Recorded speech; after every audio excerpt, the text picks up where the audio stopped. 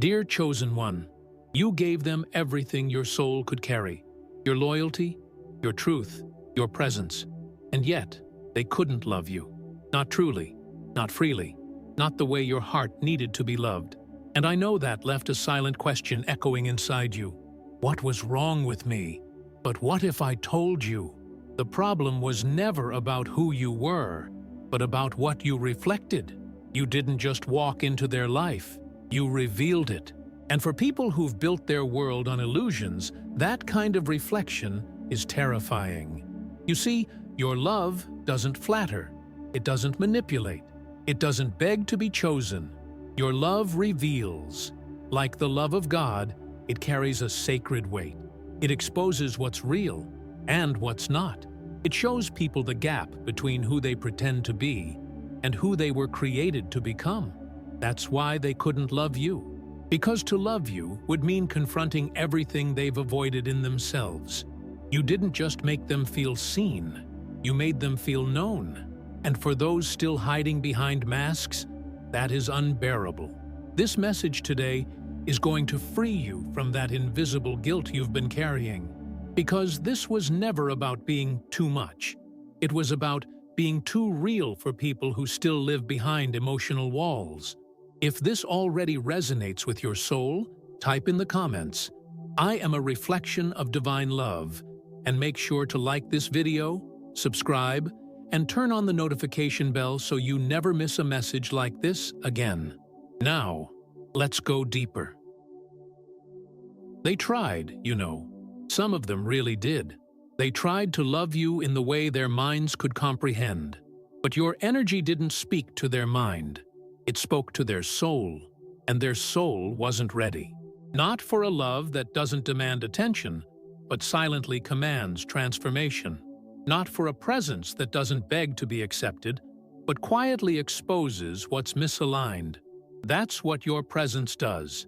It doesn't ask to be felt, it is felt.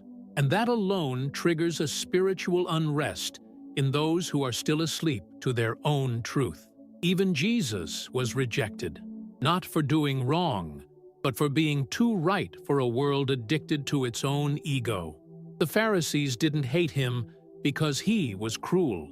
They hated him because his purity revealed their corruption. His light didn't need to argue.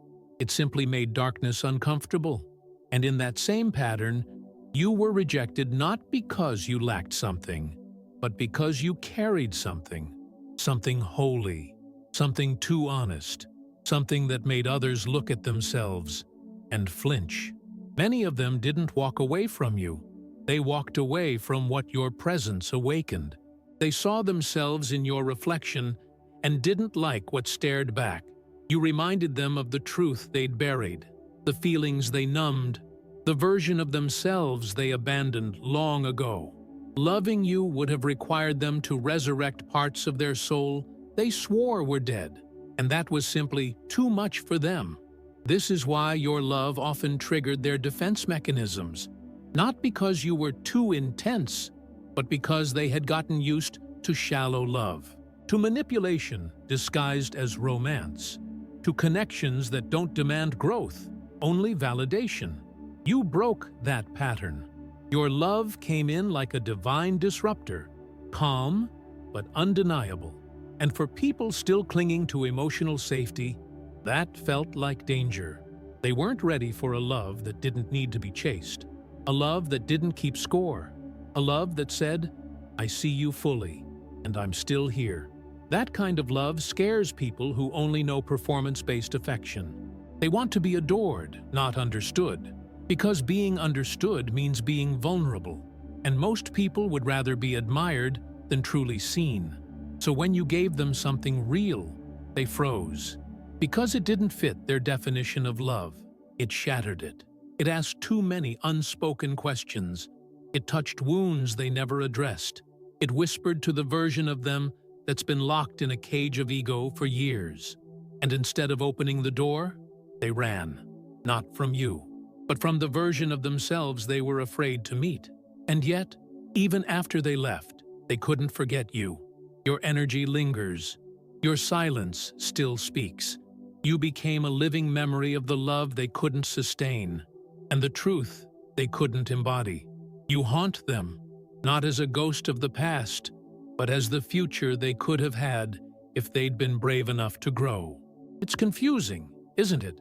You offered what the world claims it's searching for: honesty, presence, commitment, and care.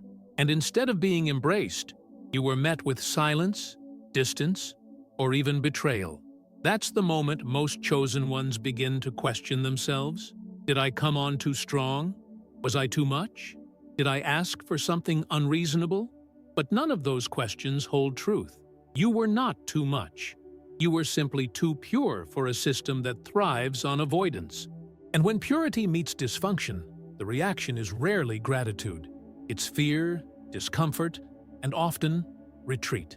Your heart, being what it is, sensitive, deep, and built for legacy, took that rejection and turned it inward. You thought maybe you needed to change, to tone yourself down, to dim your own flame so others wouldn't feel burned by their own shadows. But what you didn't realize is that the pain you were feeling wasn't your fault. It was theirs. It was the emotional immaturity of people who wanted the benefits of being loved, but not the responsibility of being seen. They wanted your warmth, but not your fire. And you, being made of light, couldn't help but expose what was buried. There is a hidden trap here, a spiritual one. The enemy doesn't always try to break you with cruelty.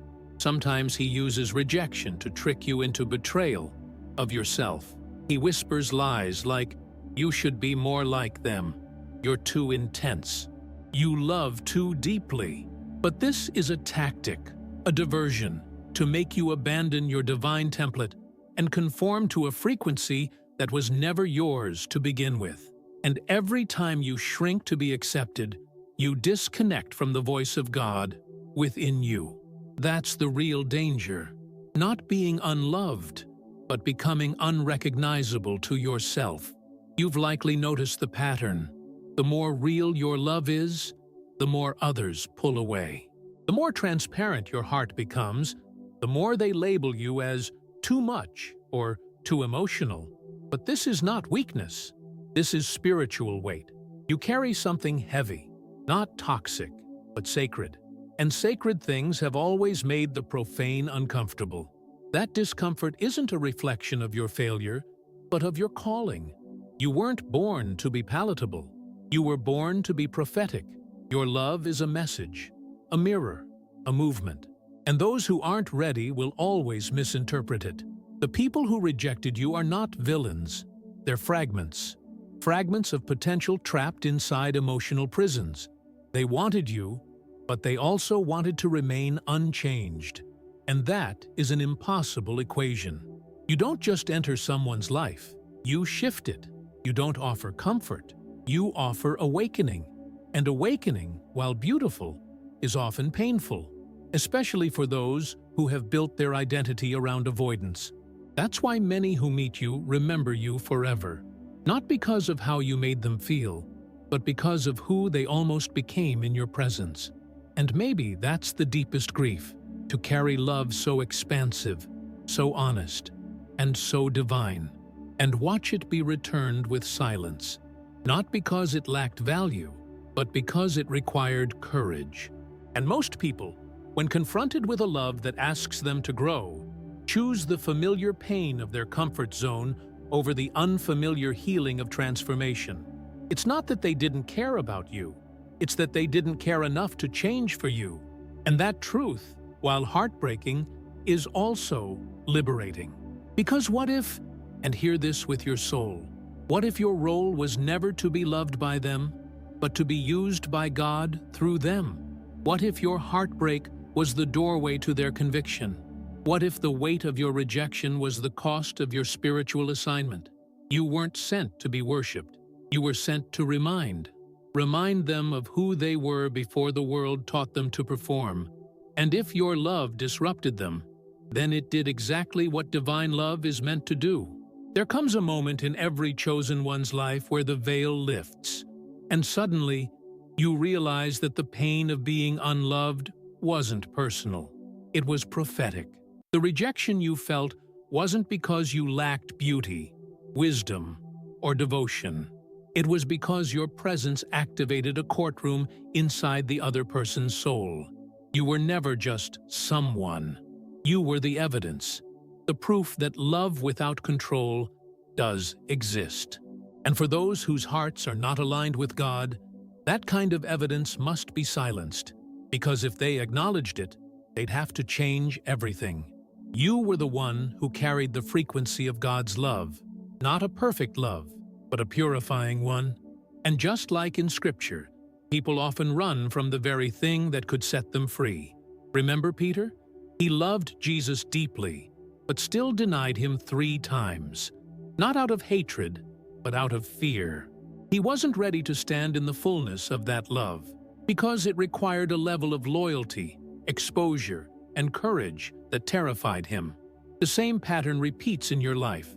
They loved you, but they denied you, because loving you required them to face themselves, and that was too much. So what does that mean for you? It means you must stop internalizing the fear of others as a reflection of your worth. Their inability to love you was not a measurement of your value, it was a measurement of their capacity. You were offering water to people who were still addicted to thirst. You brought peace to people who only know chaos. You extended grace to those still loyal to punishment. They couldn't receive you because they hadn't yet received themselves, and your wholeness made their fragmentation unbearable. Your love was never too much. It was just unfamiliar. It didn't fit the mold of the toxic templates they were used to. It didn't play games. It didn't manipulate. It didn't self-abandon. It stood there, rooted, pure, ready. And that kind of love terrifies people who have only known conditional affection. You didn't just show them a different kind of relationship. You showed them a different kind of existence. And instead of stepping into it, they ran back to what they knew: pain, performance, and pretending.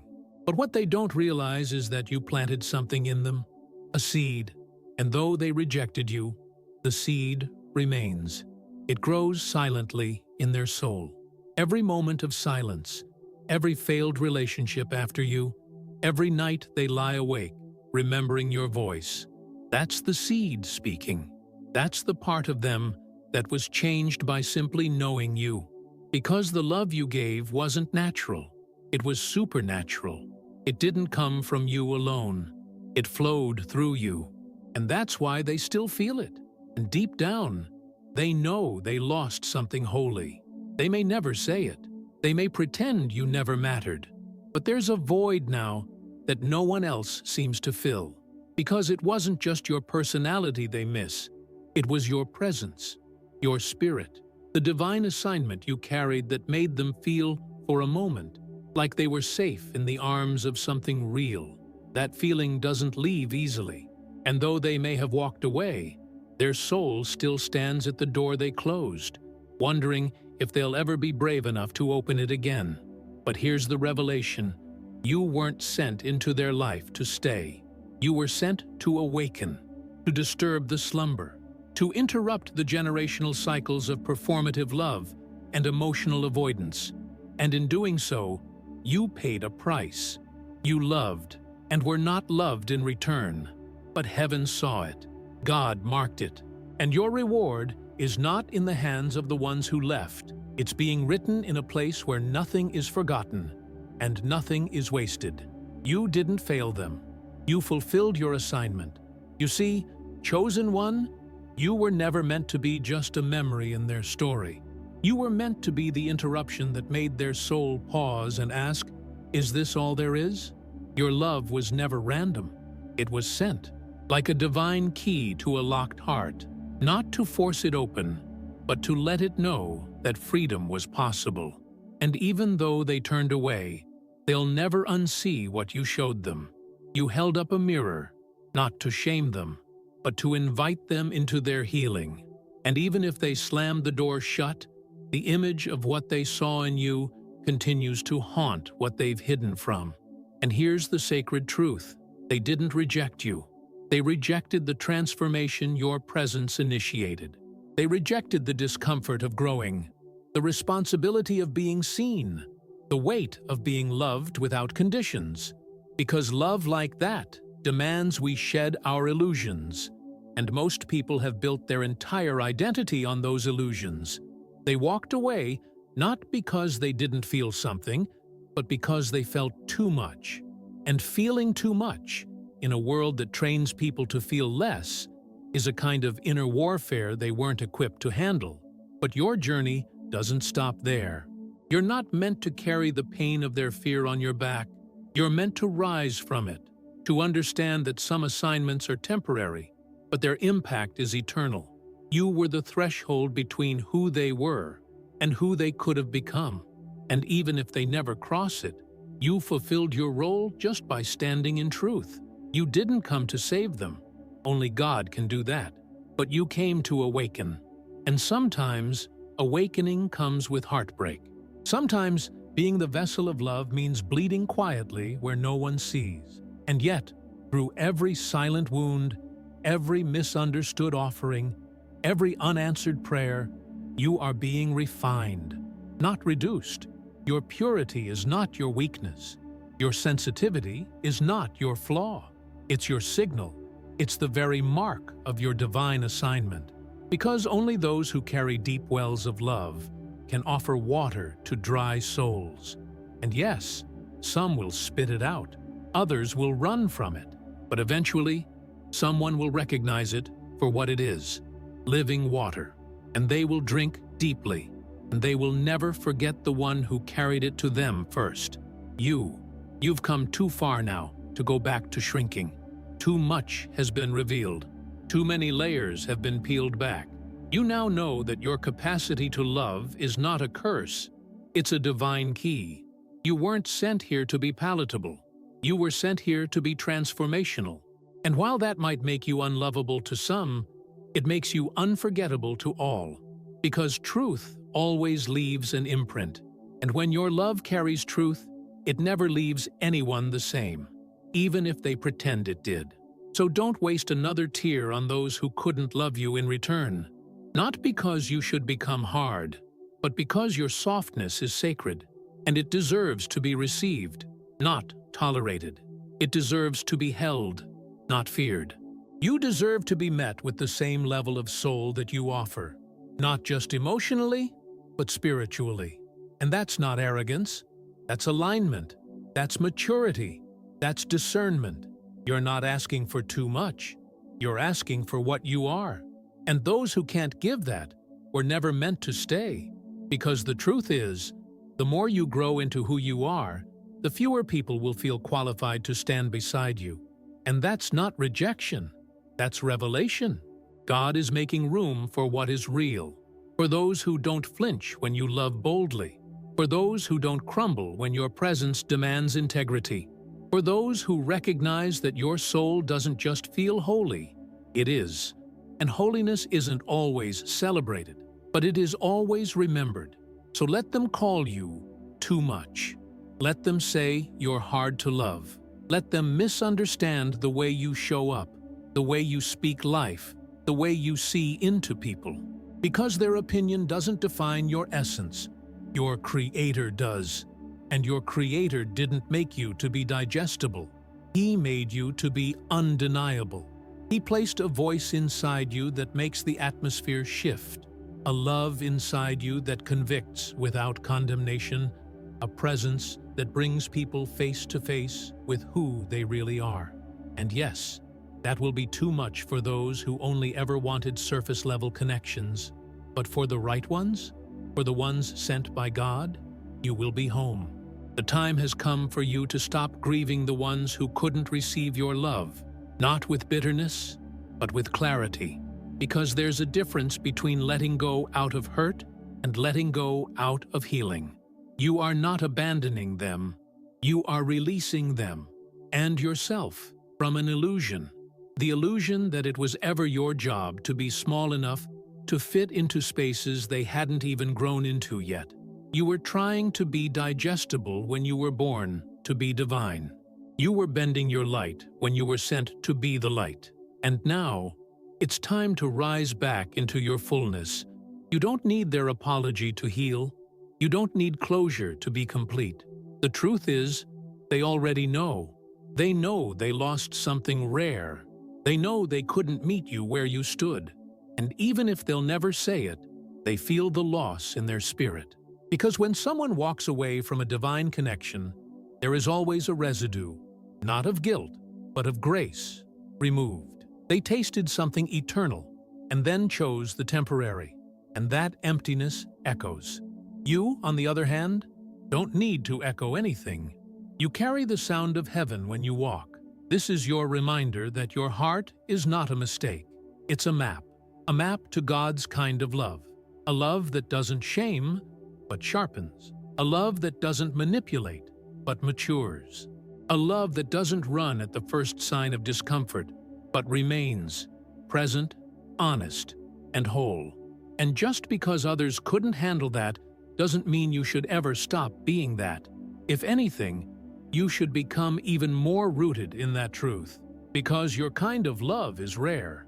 And when rare things go unrecognized, it's never because they're unworthy. It's because not everyone has the eyes to see. So here's your moment of restoration. You're not broken. You're being positioned. God is making room for people who recognize what He placed in you. People who don't just want to receive your love, but who are also capable of carrying it. People who don't flinch at your strength or wither at your light. People who say, "I've been praying for a soul like yours." And when they come, you'll realize something beautiful, that none of the rejection you endured was wasted. It was training. It was redirection. It was preparation for a love that doesn't collapse under pressure. And if you've made it this far into this message, I want you to take a breath and speak this into your soul. I am no longer shrinking to be accepted. I am expanding into the love I was created to carry. Let that be your declaration today. Say it out loud. Write it in the comments. Claim it in the spirit, because you've already paid the price of being misunderstood. Now, you get to walk in the reward of being seen, not through the eyes of fear, but through the eyes of someone who recognizes what's sacred and honors it without hesitation. And to everyone who's been part of this community, offering your love, your presence, and your support, thank you. Your comments, your encouragement, and your belief in this mission mean more than words can express. And to those who've supported us through Buy Me a Coffee, you're helping us carry this light further, with more clarity, more excellence, and more reach.